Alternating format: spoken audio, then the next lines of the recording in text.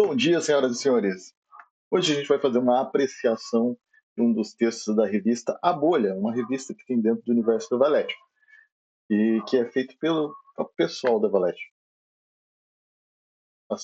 feito pela comunidade, como diz o nome, pela bolha. Então, o nosso mundinho, por assim dizer.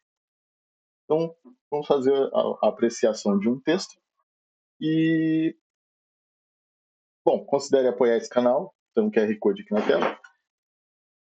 Tem um gato aqui também, precisa ser alimentado. Né? Ah, tá com fome. E deixe seu like, se inscreva e vamos ler seu texto. Né, Cleidileia? O nome dela é Cleide. Ela mia como uma velha fumante. É. Vai pra lá, Cleide.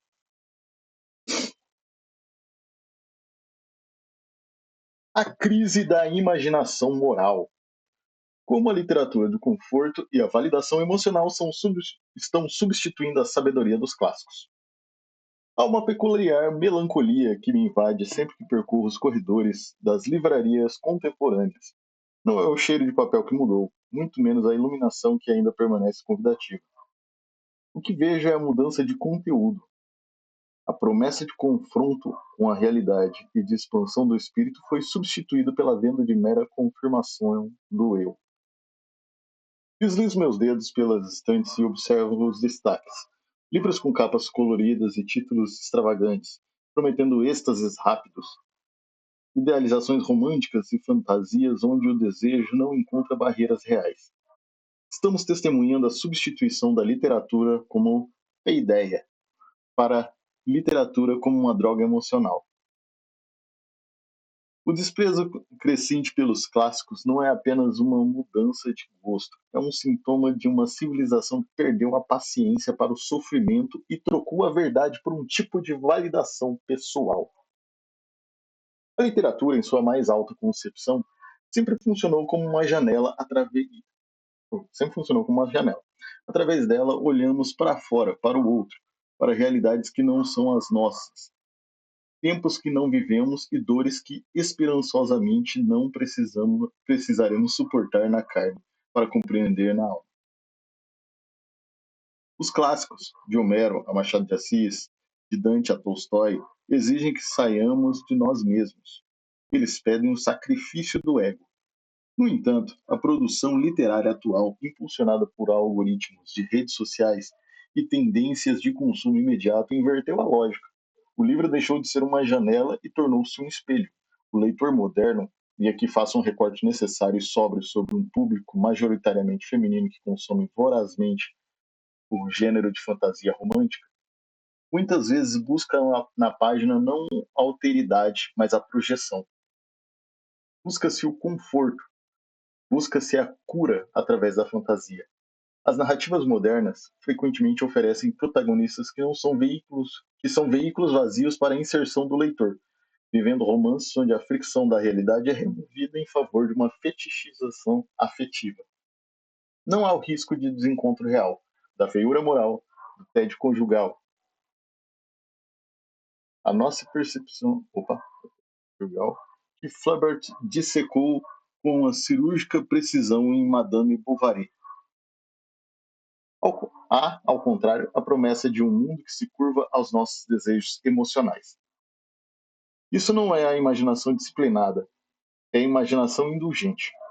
C.S. Lewis e J.R.R. Tolkien defendiam a fantasia como uma forma de reencantar o mundo e ver virtudes morais com maior clareza. O que vemos hoje, contudo, é o escapismo, uma forma mais crua, não uma fuga para a honra ou o sacrifício, mas uma fuga da responsabilidade, da possibilidade da falha humana. Diante dessa oferta de prazer imediato, os clássicos são rejeitados sob três acusações principais, repetidas como mantras da preguiça intelectual. São lentos, são difíceis e são longos. Precisamos ter a coragem de dizer, sim, eles são. É exatamente por isso que são indispensáveis. A lentidão de um clássico não é um defeito de ritmo ou de construção. É a exigência de atenção. Vivemos na era da fragmentação. onde a capacidade de contemplar uma ideia por mais de 30 segundos é uma raridade. Quando Thomas Mann nos pede dias de dedicação para escalar a montanha mágica, ele não está desperdiçando o nosso tempo. Ele está restaurando a nossa percepção temporal.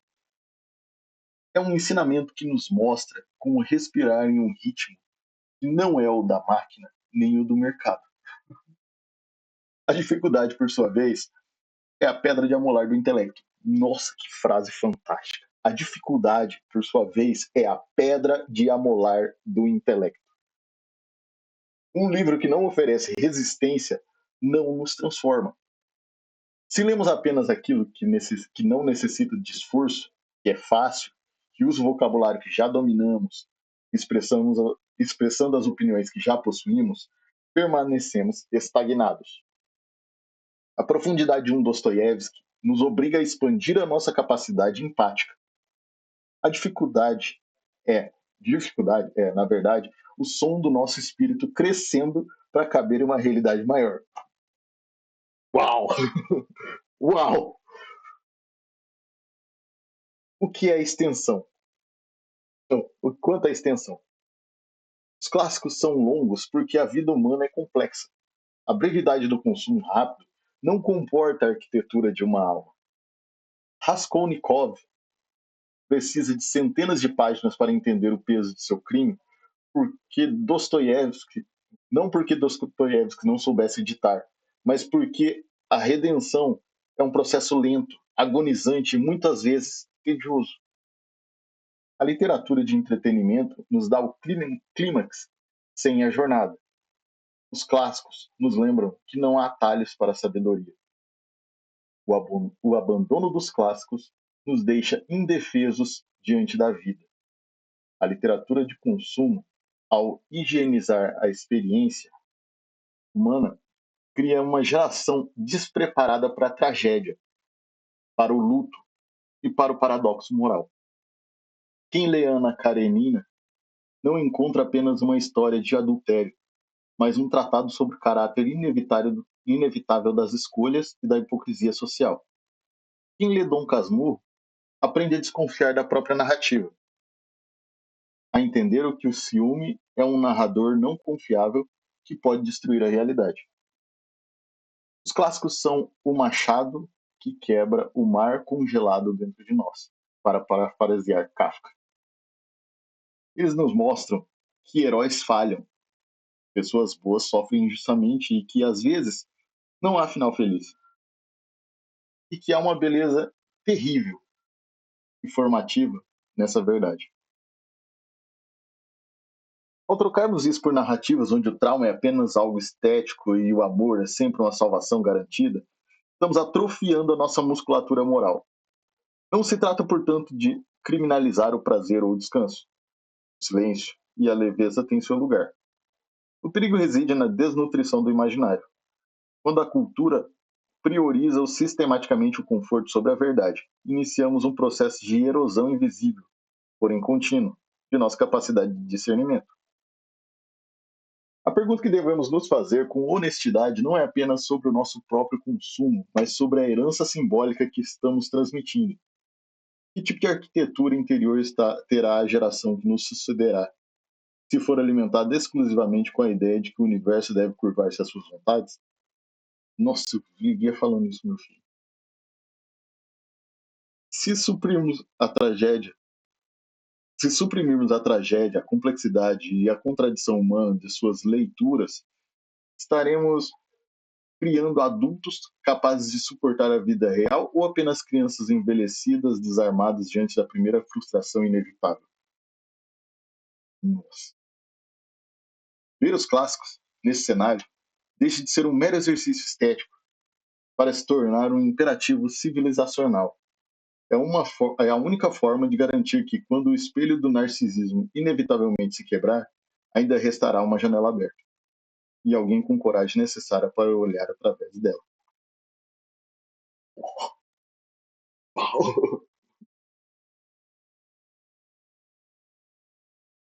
Que tapa na cara!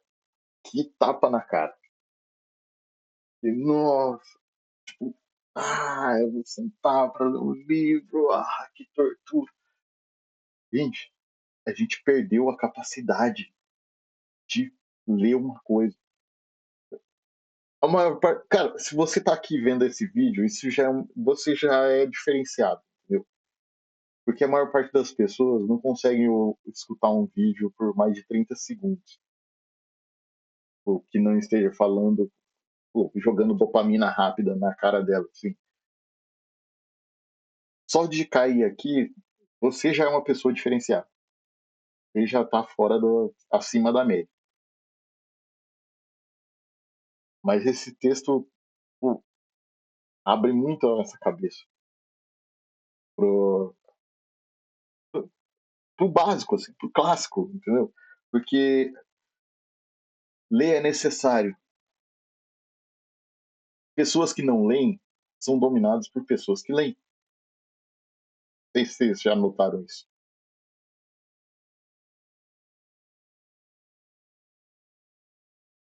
Tipo, pessoas imaginam que. Ah, não, existe uma glamorização no Brasil do tosco, meu, do, da contracultura. Ah, não, mas você não precisa ser estudado para saber.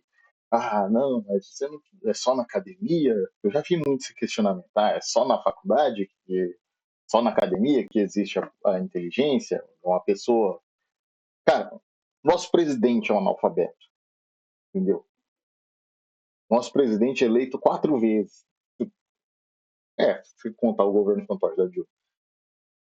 Cara, a glamorização da burrice trouxe o país ao estado que está agora. Por isso que pessoas como Virgínia e Neymar são heróis nacionais.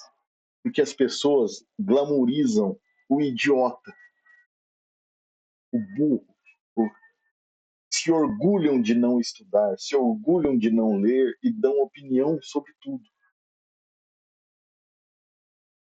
Cara, leiam, leiam. Porque é o seguinte, essas pessoas que as pessoas que não leem estão servindo ao propósito de pessoas mais inteligentes que estão puxando as cordas. E essas sim, leem e escrevem livros. Entendeu? Por esse vídeo é isso. Até amanhã.